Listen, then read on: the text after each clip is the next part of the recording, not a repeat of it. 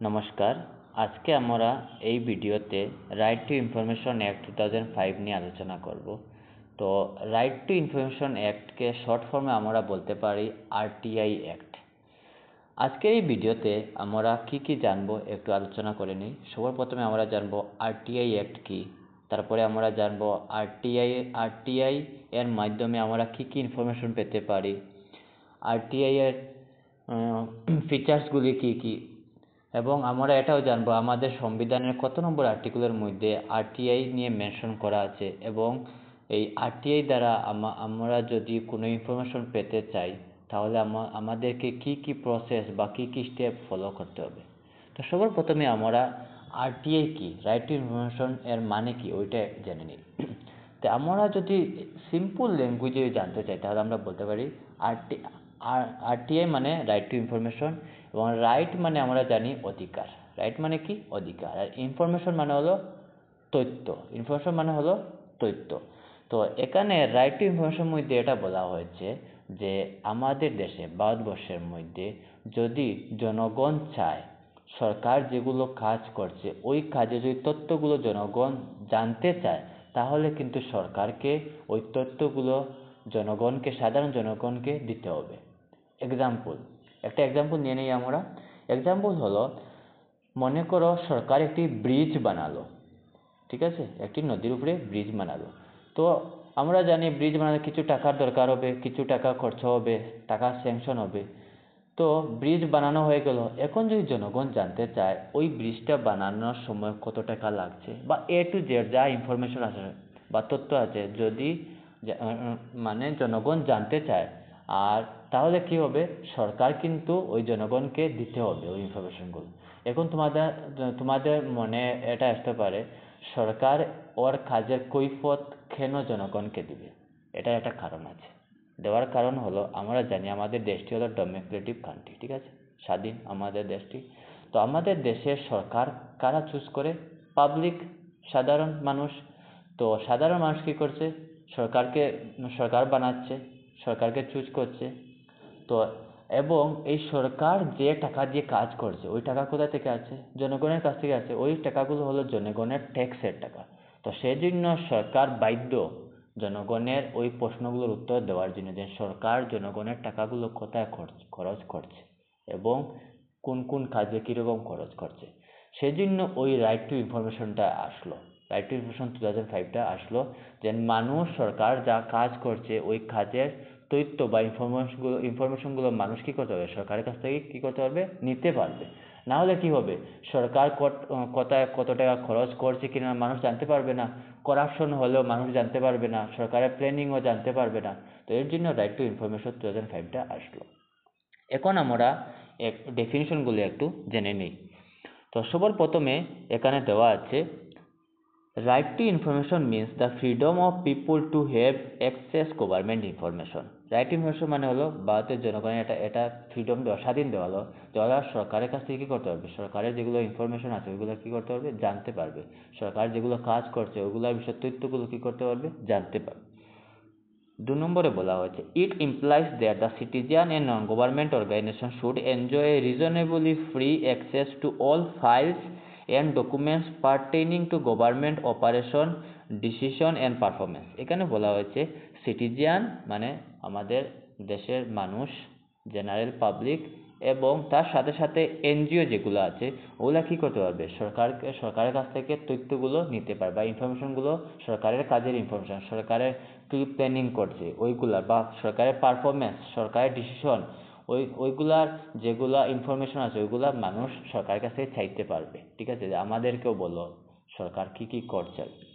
তারপরে দেওয়া আছে, in simply it means openness and transparency in the function of the government. এবং শেষ পয়েন্টে বলা হয়েছে, এই রাইট টু ইনফরমেশন হওয়ার পরে কি হলো, সরকারের কাজের মধ্যে কি ওপেননেস হয়ে গেলো। মানে আগে কি হতো, সরকার কি কাজ করছে কিনা না মানুষ জানতো না, এসব জানতো না, কিন্তু এখন কি হয়েছে, মানুষ জানতে পারবে, মানুষ জানছে, মানুষ আরটিআই রাইট টু ইনফরমেশনের থ্রুতে মানুষ সরকার কি কাজ করছে বা না করছে ওইসব কি করতে পারছে? জানতে পারছে।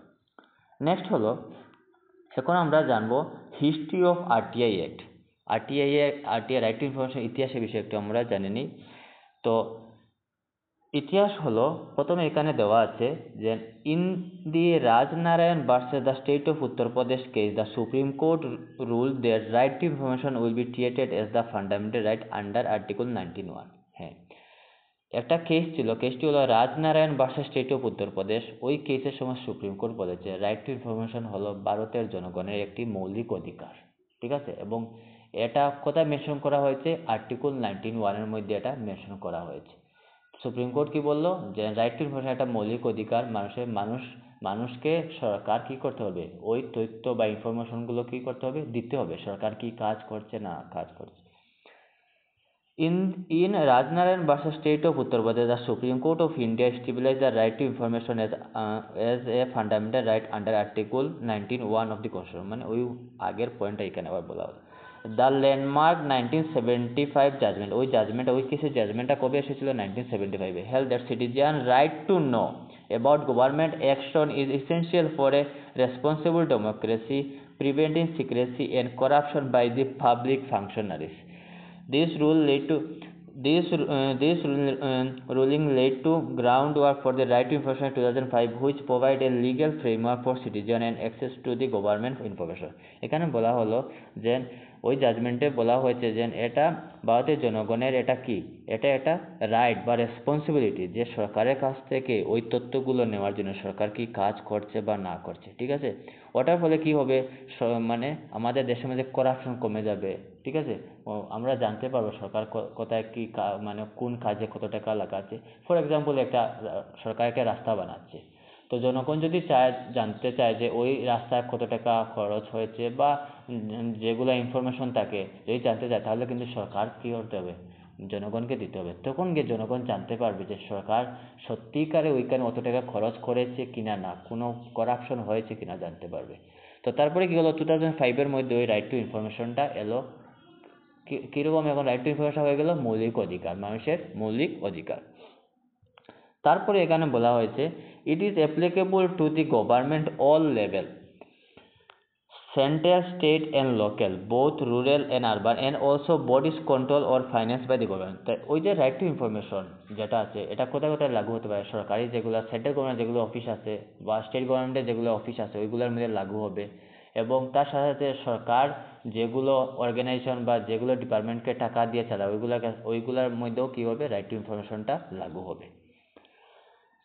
নেক্সট হলো features of right to information act 2005। Right two কিছু ফিচার্স আছে, ওই ফিচার্সগুলোর বিষয়ে আমরা জেনে নিই। প্রথম ফিচার্স কি বলেছে? The act confers on all citizen the right of access to the information. সর্বপ্রথমে বলেছে ভারতের সব জনগণের একটা রাইট যে ওরা কী করতে পারবে? ইনফরমেশন বা তথ্যগুলো সরকারের কাছ থেকে কী করতে পারবে? নিতে পারবে। 2 নম্বর, it fixes a 30 days deadline for providing information. Deadline is 48 hours if information concerned life or liberty of a person। এখানে বলছে যখন কেউ জনগণ চাইলো কোনো ইনফরমেশন তথ্য সরকারের কাছ থেকে, সরকার কি বলবে? ফর এক্সাম্পল, একটি রাস্তা বানানো হতো, রাস্তা সরকারি কোনো ডিপার্টমেন্ট তো বানিয়েছে, তো সরকার কী করবে? ওই ডিপার্টমেন্টকে বলবে যে আপনারা এক কাজ করুন, ওই মানুষকে কি দেন? তথ্যগুলো দেন। ওই ডিপার্টমেন্ট 30 দিনের মধ্যে কী করতে হবে? ওই ইনফরমেশনগুলো দিতে হবে।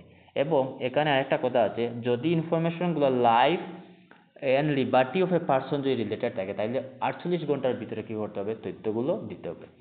Second, information will be free for people below poverty line, for others free will be reasonable. যারা বিলো পভার্টি লাইনে যারা থাকে মানুষ, আমরা জানি বিপিএল ক্যাটাগরি যারা থাকে, তাদের ক্ষেত্রে কিন্তু ইনফরমেশনগুলো ফ্রিতে পাবে। কিন্তু যদি বিলো পভার্টির উপরে থাকে তাহলে কিন্তু কিছু একটা সামান্য টাকা লাগতে পারে, যেমন 15-20 টাকা 25 টাকা এরকম লাগতে পারে। 3 নম্বর পয়েন্টে এখানে বলা হয়েছে certain type of information are exempted for the disclose. কিছু ইনফরমেশন আছে যেগুলো কি দেওয়া হয় না, জনগণ চাইলেও দেওয়া হয় না। আমরা জানি এরকম কিছু, যেমন সিকিউরিটি আছে, এগুলো ইন্টারনেট যদি বাইরের কেউ জানে যায় তাহলে কি প্রবলেম হতে পারে। This related to sovereignty integrity of India security, scientific এবং ইকোনমিক ইন্টারেস্ট। হ্যাঁ, এখানে বলা যাচ্ছে সিকিউরিটি, ভারতের সিকিউরিটি বিষয়ে যদি কেউ জানতে চায় ওইগুলো ইনফরমেশন দেওয়া হবে না। বা সায়েন্টিফিক যেগুলো আছে, ফাইন্যান্সিয়াল, ইকোনমিক যেগুলো আছে, যেগুলো অন্য বাইরের মানুষরা জানতে পারলে ভারতের জন্য অসুবিধা হবে, ওই ইনফরমেশনগুলো দেওয়া হবে না। তারপরে হলো ইট provides For the establishment of Central Information Commission and the State Information Commission to implement the provision of the এই যে রাইট টু ইনফরমেশন 2005 আসলো, এরপরে কি হলো দুইটা লেভেলের কি হলো কমিশন বানানো হলো। একটা হলো সেন্ট্রাল ইনফরমেশন কমিশন, এটা হলো স্টেট ইনফরমেশন কমিশন বানানো হলো। The Chief Information Commissioner and the Information Commissioner are appointed by the President.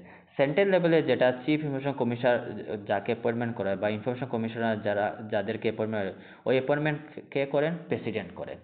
এবং similarly the state chief information commissioner the state information commissioner appointment by the governor.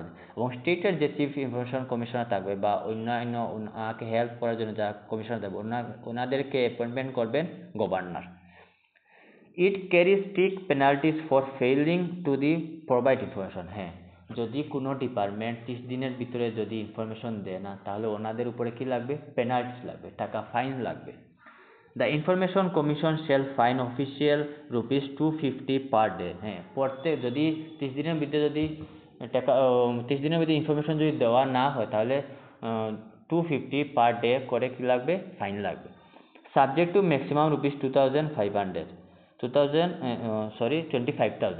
তো যদি মানে ওই রকম পার ডে 200-500 করে maximum কত পর্যন্ত ফাইন লাগতে পারবে? 25,000 পর্যন্ত ফাইন লাগবে। If information is delay without reasonable cause beyond the stable 30 days, যদি কোনো ভ্যালিড রিজন থাকে না, তাহলে কি করতে হবে? ফাইন দিতে হবে। ঠিক আছে, যদি 30 দিনের ভিতরে ইনফরমেশনগুলো দেওয়া হয়। তো আশা করি আজকের এই ভিডিওতে আপনারা অনেক কিছু শিখতে পেরেছেন, রাইট টু ইনফরমেশনের বিষয়ে জানতে পেরেছেন। তো আজকের এই ভিডিওটি এখানে শেষ করলাম। ধন্যবাদ।